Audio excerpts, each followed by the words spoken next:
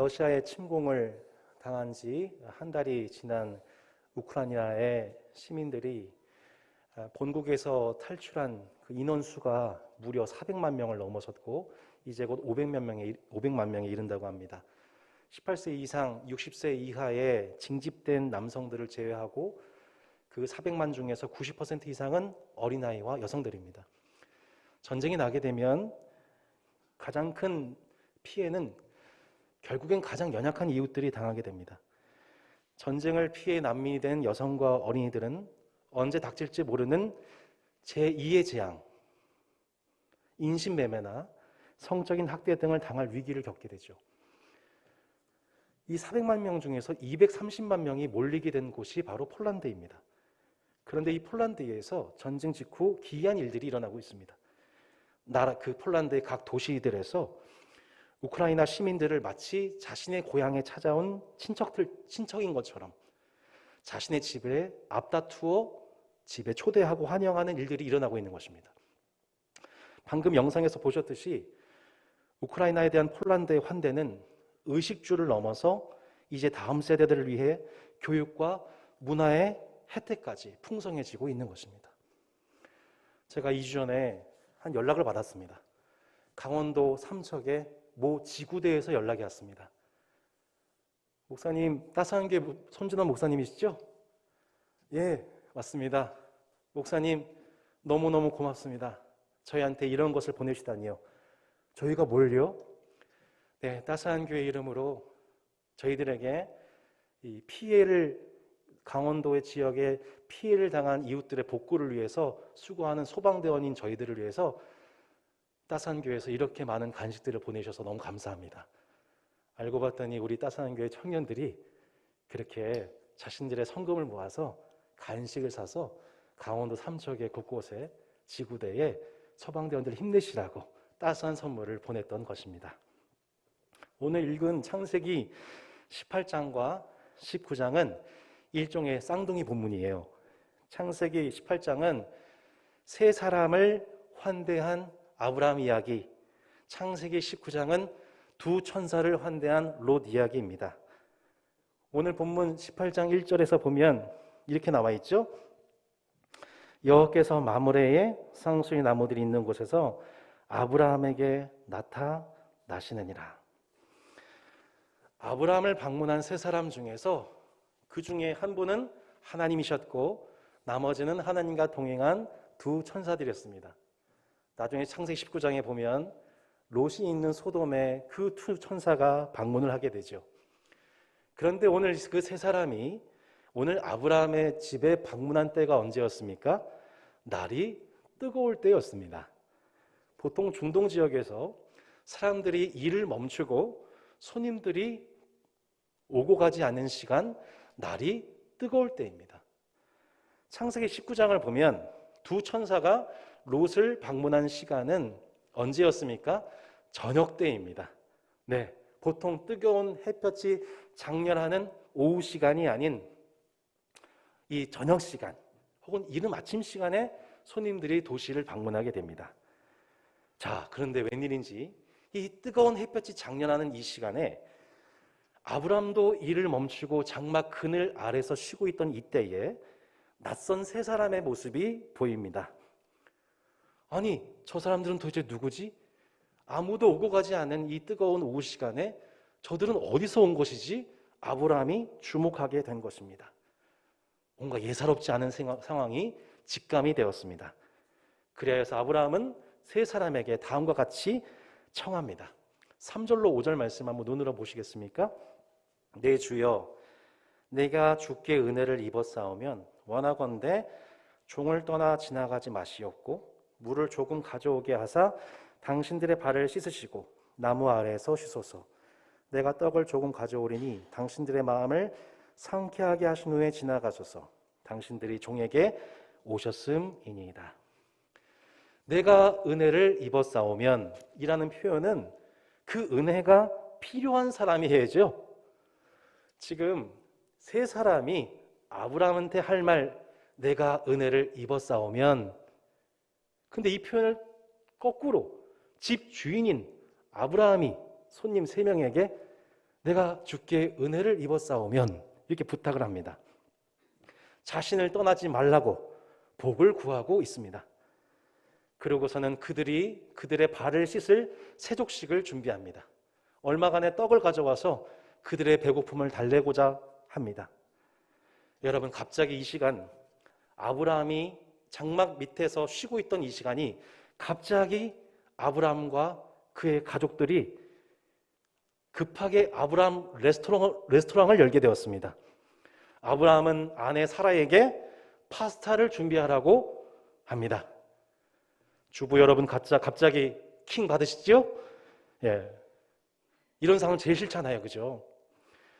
아브라함이 가축대 있는 곳에 달려가더니 최고급 송아지를 잡아서 스테이크를 준비하라고 합니다. 엉긴 젖을 준비합니다. 일종의 요구르트입니다.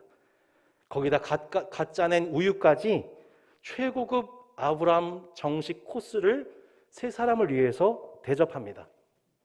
세 사람이 그렇게 맛있게 파스타와 스테이크와 요구르트와 우유를 먹는 내내 아브라함은 흐뭇하게 옆에서 내내 그것을 지켜봅니다.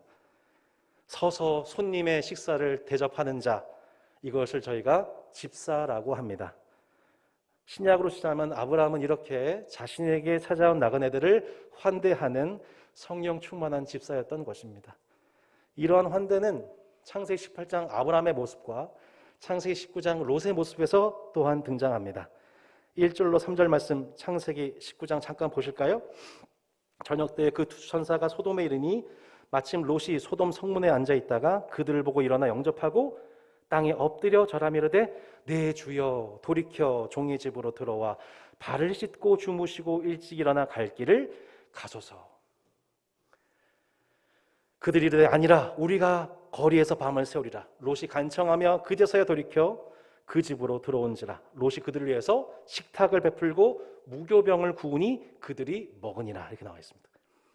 창세기 18장의 아브라함의 환대와 창세기 19장의 롯의 이 환대는 쌍둥이입니다. 아브라함에 비해서 롯은 직접 저녁 만찬을 직접 차려서 그들을 대접했지요. 여러분, 이러한 아브라함과 롯의 손님 환대에 대해서 훗날 히브리서 기자가 이렇게 주석을 달았습니다. 손님 대접하기를 잊지 말라. 이로써 부지 중에 천사들을 대접한 이들이 있었느니라. 여러분, 부지 중에 천사들을 대접한 사람들 누구와 누구였습니까? 바로 아브라함과 롯이었던 것입니다. 아브라함은 세 사람, 하나님과 두 천사를 부지 중에 섬겼습니다. 롯은 두 천사를 부지 중에 섬겼습니다. 엄밀히 말해 아브라함도 롯도 당사자가 하나님인 것을 몰랐고 천사인 것을 모르고 섬겼습니다. 이것이 오늘 본문에서 매우 중요한 부분입니다. 성도 여러분, 우리가 하나님을 섬기는 순간과 그렇지 않은 순간을 매우 쉽게 이원화해서 생각하는 경우가 많습니다. 우리가 하나님을 섬긴다고 할 때에 우린 대부분 다 오늘 이 주일 예배를 연상할 것입니다. 또 교회 봉사를 생각할 것입니다. 헌금을 생각할 것입니다. 이것이 하나님을 섬기는 것이고 나머지 일상들, 곧 내가 집에서 자녀를 양육하고 밥을 먹이고 또 직장에서 노동을 하고 또 친척과 이웃을 손님을 접대하는 것, 이것은 사람을 그냥 만나는 것이라고 생각합니다. 아닙니다. 우리에게 주어진 매일의 일상이 하나님을 만나고 천사를 대하는 순간들입니다. 부지 중에 하나님을 섬기는 순간이요, 하나님께 복을 구하는 순간이요, 또한 하나님이 예비하신 하늘의 약속들을 응답받는 시간입니다. 할렐루야. 창세기 18장 19장 아브라함과 롯의 환대 이야기는 아브라함과 롯의 인생에 있어서 어느 한순간 딱 한 번 있었던 에피소드를 담은 게 아닙니다. 이것은 그야말로 아브라함과 롯의 일상이었습니다. 먼 길을 오고 가고 있는 나그네들을 바라보면서 아브라함과 롯의 세심한 눈은 늘 그들의 얼굴과 발걸음 제스처를 살펴보고 있었습니다. 먼 광야길을 걸어오느라 수고한 나그네들의 목마름과 배고픔을 공감하고 그들의 쉴 곳, 곧 장막 그늘과 자신의 집을 내어주고 거기서 식사를 대접하는 그 일들은 그들에게 일상적이었던 것입니다. 그렇게 일상이 반복되던 중에 그들은 부지중에 하나님과 천사를 섬기는 은혜를 입은 것입니다. 성도 여러분, 바로 저와 여러분이 우리의 일상이 그렇게 구원받았습니다. 예수님은 우리를 일상 속에서 주님을 예배하는 제자로 부르셨습니다. 성도 여러분, 동의하십니까? 우리는 우리 일상을 통해 주님을 섬기는, 손님을 환대함으로 주님을 섬기는 예배자로 부름을 받았습니다. 일상의 제자도에 대해서 우리 예수님이 이렇게 명쾌하게 말씀하셨습니다. 이에 의인들이 대답하여 이르되 주여, 우리가 어느 때에 주께서 줄이신 것을 보고 음식을 대접하였으며 목마르신 것을 보고 마시게 하였나이까? 어느 때에 나그네 되신 것을 보고 영접하였으며 헐벗으신 것을 보고 옷 입혔나이까? 어느 때에 병드신 것이나 옥에 갇히신 것을 보고 가서 배웠나이까 하리니, 임금이 대답하여 이르시되, 같이 한번 읽어볼까요? 내가 진실로 너희에게 이르노니 너희가 여기 내 형제 중에 지극히 작은 자 하나에게 한 것이 곧 내게 한 것이니라 하시고, 줄인 자들을 볼 때 그들에게 음식을 대접하고 목마른 자들을 마시우게 하고 나그네 된 자를 보고 영접하고 헐벗은 자들을 보고 옷 입혀주는 그 모든 행동들이 곧 주님께 행한 섬김, 예배라고 말씀하십니다. 성도 여러분, 우리의 일상이 예배인 것입니다. 코로나로 고생하고 있는 환자와 가족, 이웃들을 배려하고 서로의 필요를 채우는 섬김이 곧 하나님을 예배하는, 하나님의 얼굴을 보는 우리 일상의 축복인 것입니다. 언젠가 하나님 앞에서 양과 염소들로 그룹이 나눠지게 됩니다. 겉으로는 구분이 되지 않습니다. 양과 염소는 다 똑같아 보여요. 근데 마지막 그날에 주님이 양, 오른편의 선자들, 염소, 왼편의 선자들로서 하나님이 구분하신다고 말씀합니다. 누가 참 신자인지 거짓 신자인지가 드러나게 됩니다. 오른편에 선 양떼들은 창세전에 예비하신 하나님 나라를 유업으로 물려받을 자들이라 축복하십니다. 왼편에 선 염소들은 그 나라를 유업으로 물려받지 못한다고 하십니다. 하나님께 회심한 그 나라 백성들과 그와 유사해 보였던 세상 백성들이 구별되는 종말의 때가 저와 여러분 앞에 오고 있습니다. 창세기 18장 19장 말씀이 이것을 우리에게 명확하게 말씀하고 있습니다. 도시를 방문한 나그네의 배고픔과 목마름을 보고 그들을 환대했던 아브라함과 롯은 결국 하나님의 구원을 경험합니다. 아브라함과 사라는 내년 이맘때 너에게 자녀를 얻게 될 것이다 라고 하는 예언을 확증받게 됩니다. 롯은 임박한 소돔과 고모라의 심판을 앞두고 구원 얻을 기회를 얻게 됩니다. 결국 이웃에 대한 환대는 구원받는 백성들의 명백한 표징이요 열매인 것입니다. 성도 여러분 삶 가운데 이러한 표징과 열매가 있기를 바랍니다. 하나님을 믿고 따른 지 어느덧 24년이 되었어요. 아브라함이, 롯이. 내가 예수를 믿고 교회 다닌 지 24년이 되었는데 내 삶 속에서 이런 이웃사랑의 환대함이 없다면 여러분 그 사람의 구원 여부를 잘 판단해 봐야 될 것입니다. 아브라함과 롯의 모습 속에서는 그 세대의 사람들과 구별되는 이웃사랑의 열매가 나타나고 있었던 것입니다. 반면 그들이 속했던 세대의 모습은 어떠했습니까? 소돔에 두 천사가 방문했을 때 그들을 환대했던 아브라함과 롯과는 다르게 소돔인들은 나그네들을 이렇게 대우했습니다. 창세기 19장 4절로 5절 말씀입니다. 그들이 눕기 전에 그 성사람 곧 소돔 백성들이 노소를 막론하고 원근에서 다 모여 그 집을 에워싸고 롯을 부르고 그에게 이르되 오늘 밤에 내게 온 사람들이 어디 있느냐 이끌어내라 우리가 그들을 상관하리라. 여기서 상관한다는 뜻이 무슨 뜻입니까? 성적으로 취한다는 뜻입니다. 가나안과 소돔 땅에 연이은 천사들의 방문이 있었던 목적이 무엇입니까? 곧 소돔과 고모라의 하나님의 심판이 임박했기 때문입니다. 그 사인을 알리는 것이 두 천사, 세 사람의 방문이었습니다. 하나님은 아브라함과 롯을 통해 소돔과 고모라를 구원하시기 위하여 친히 천사들과 신방 오셨던 것입니다. 아브라함과 롯은 나그네로 오신 하나님을 환대함으로 구원을 받습니다. 나그네 모습으로 오신 하나님을 영접함으로 구원을 받습니다. 하지만 소돔인들은 천사들, 곧 나그네들을 성적으로 범하려 했습니다. 자신에게 찾아오신 하나님을, 자신에게 찾아온, 자신을 구원하기 위해 찾아온 천사들을 오히려 성적인 대상으로 착취하려 했습니다.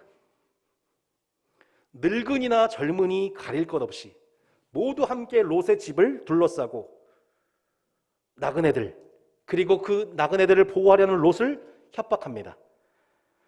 온 세대가 타락하여서 더 이상 하나님의 심판을 보지 못하는, 구원받을 수 없는 지경이 된 것입니다. 한 나라가요, 한 문명이요, 한 집단이요.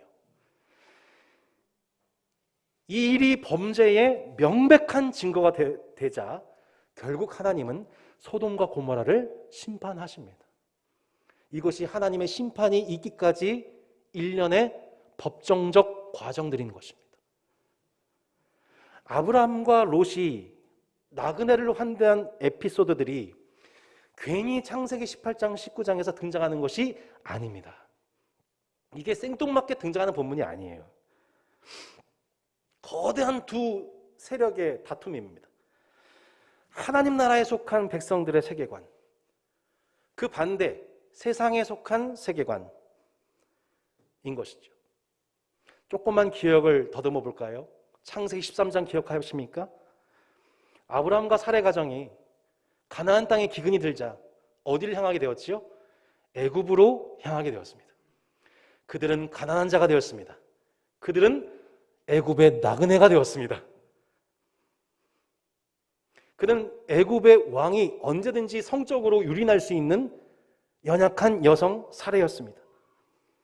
가난한 자, 나그네, 연약한 여성, 이 연약한 사회적 약자들을 애굽 왕의 폭력으로부터 그들을 보호하신 분이 누구였습니까?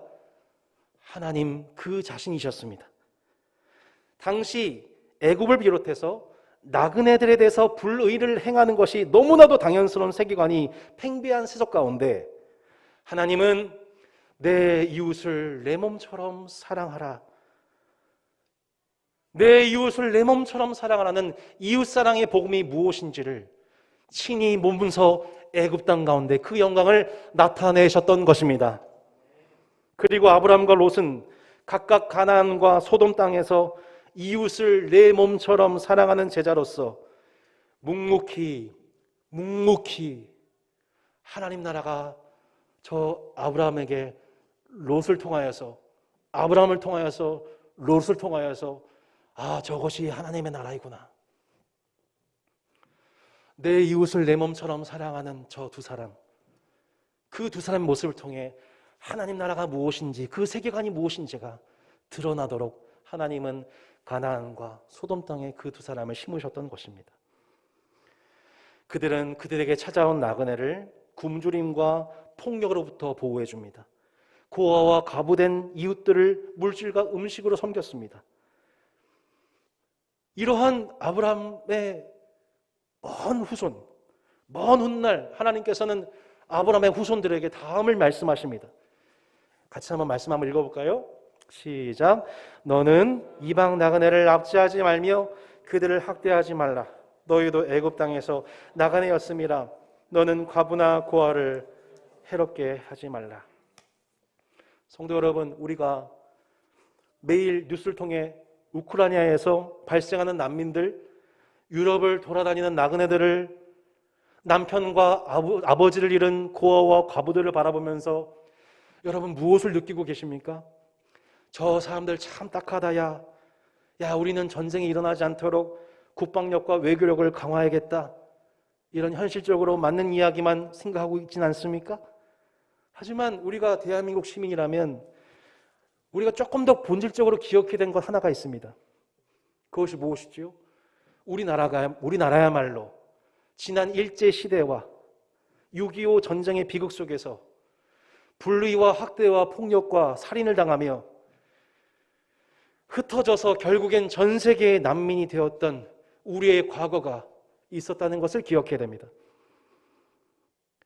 우리 또한 전 세계의 환대와 지원 속에 이렇게 재건되었다는 과거를 기억해야만 합니다. 하지만 이것이 대한민국 시민으로서의 기억에만 머무는 것이 아니고 조금 더 본질적으로 하나님 나라를 위해 부름받은 저와 여러분 같은 천국 시민들이 정말 본질적으로 기억해야 되는 진리가 있습니다. 오늘 이 진리를 붙잡으셔야 됩니다. 그것이 무엇입니까?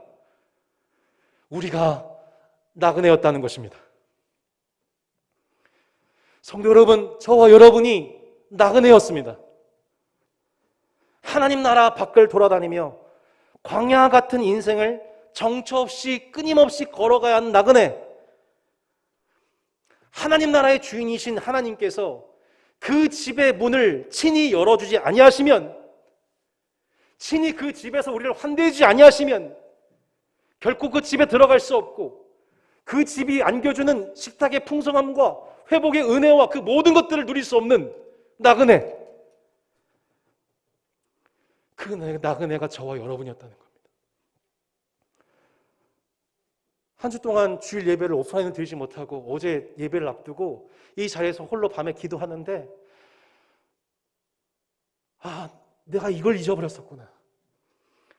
내가 이 집에 들어올 수 없었던 사람이었는데, 내가 감히 이렇게 좋은 성도들과 함께 주님을 예배할 수 있는 사람이 아니었었는데, 그런 나그네했던 나를 하나님이 하나님의 집에 초대하여 하셨구나.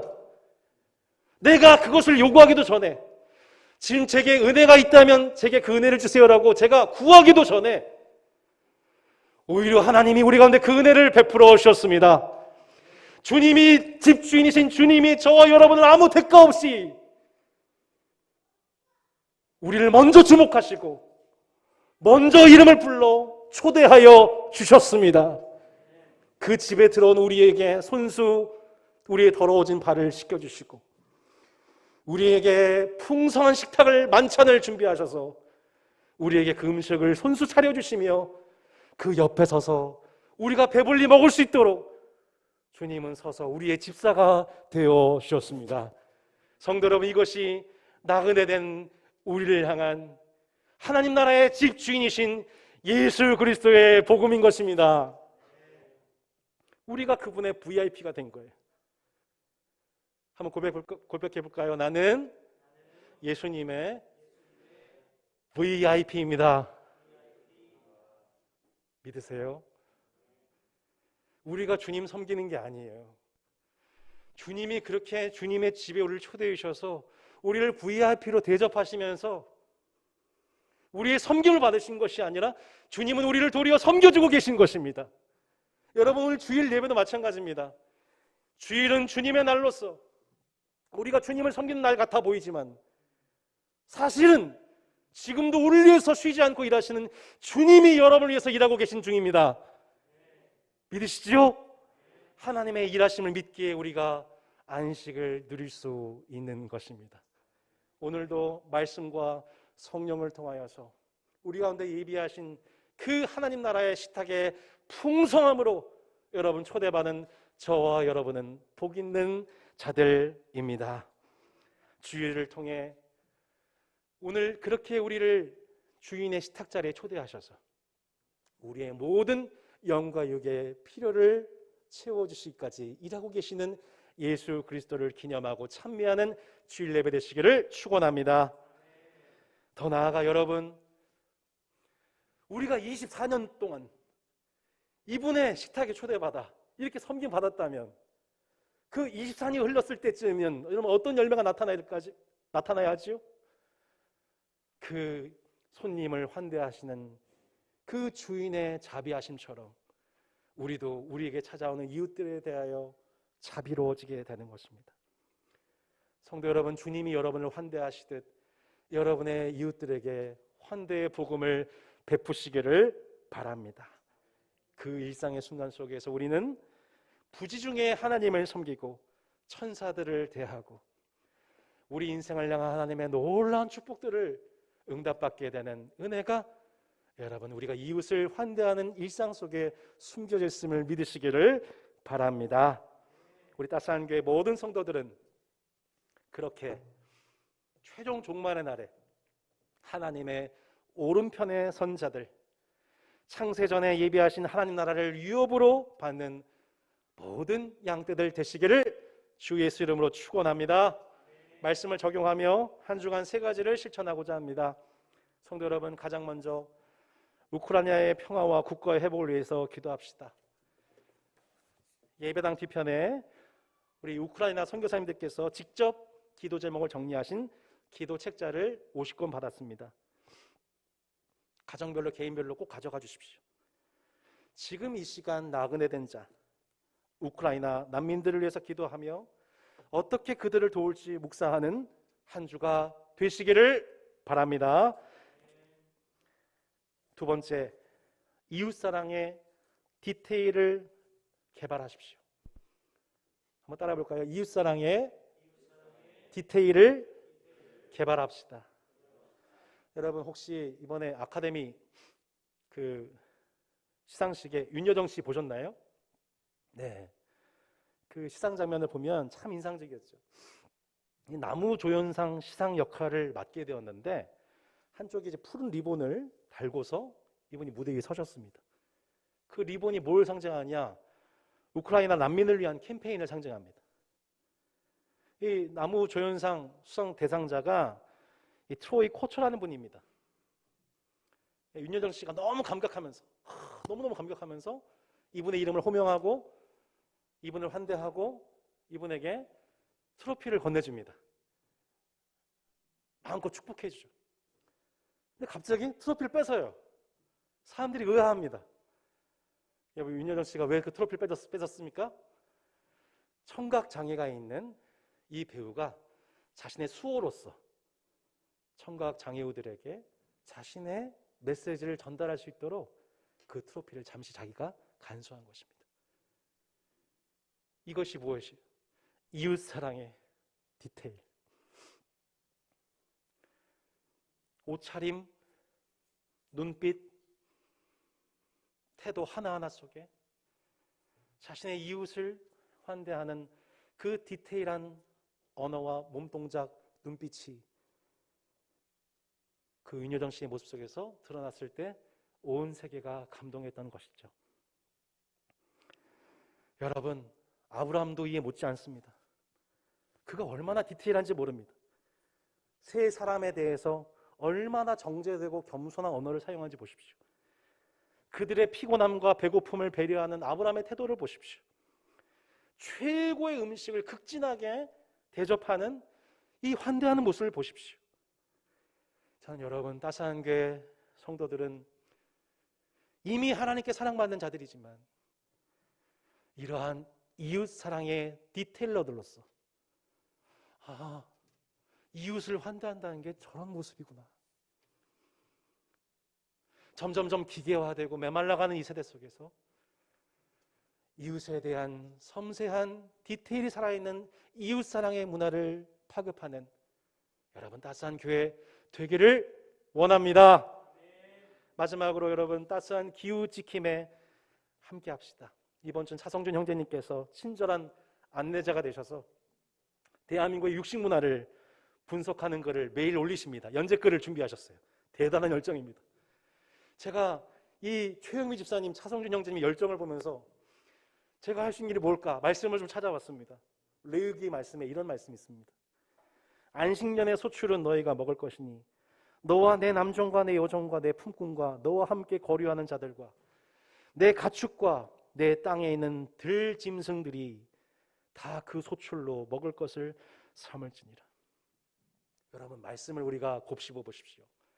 하나님께서 우리로 하여금 안식을 배려한 대상으로서 하나님은 우리의 가족과 이웃, 동료, 고아, 과부, 나그네 객들만 배려하라고 말씀하지 않으셨습니다. 놀랍게도 누구를 배려하라고 나와 있습니까? 내 가축과 내 땅에 있는 들짐승들이 다 그 수출로 먹을 것을 삼을지니라. 성경에서 명하는 우리가 안식을 행해야 하는, 우리가 환대하고 우리가 그 안식을 배려하는 대상이 놀랍게도 사람만이 아니라 우리가 함께 거하고 있는 이 땅에 생명 있는 자들, 특별히 동물들까지, 그 가축들까지도 그들을 배려할 것에 대해서 성경은 우리에게 요구하고 있습니다.